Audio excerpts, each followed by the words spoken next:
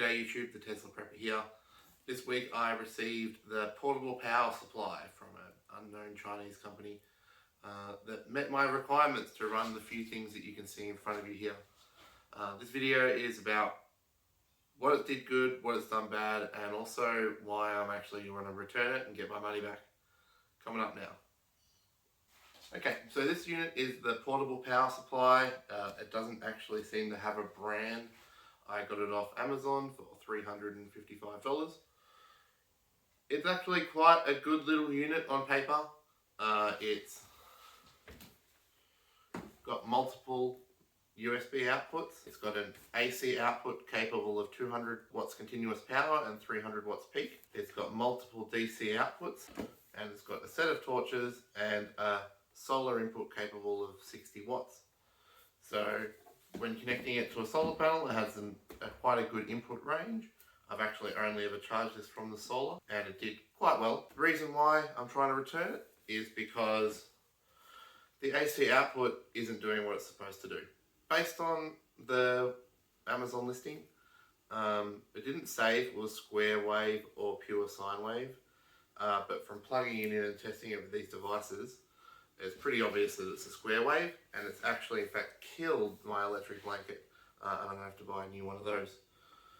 So when I bought this unit, I spec'd it out for the AC output to run the following devices. It was the only thing that I could find in the sub $400 range Australian that would run 200 watts of power. So the reason why I wanted 200 watts was because of this. This is an induction cooktop, and on its lowest setting it's 200 watts. And so the theory was that I could run this off the solar generator in an emergency and do that. Now I have a whole house battery, there's another video about that, but the idea is that if I'm out and about or I want to run it up in the backyard or something and just sizzle something, I can do that too. Other thing I really wanted to do was to charge up some of my Ryobi equipment. So this is the Ryobi 36 volt items, and keep that going, and that charges at 88 watts. So that only charges at 88 watts. So what happens is that the Ryobi pack also has like a little thing that you can connect onto it to turn this into a 150 watt inverter. But what I wanted to do was charge this also from the battery. Now, I was able to do that and charge it from the solar. I'll put some pictures up now about that.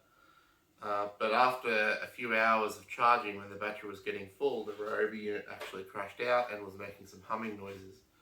So what I found out was that the inverter that's in this, when it's under any kind of continuous load, it'll start arcing the power supplies. And I found that on everything that I used, on the stovetop, on the blanket, on the charger, and on the laptop that you can't really see here. So all in all, if it wasn't for the AC inverter not working properly, I would have actually been quite happy with this unit.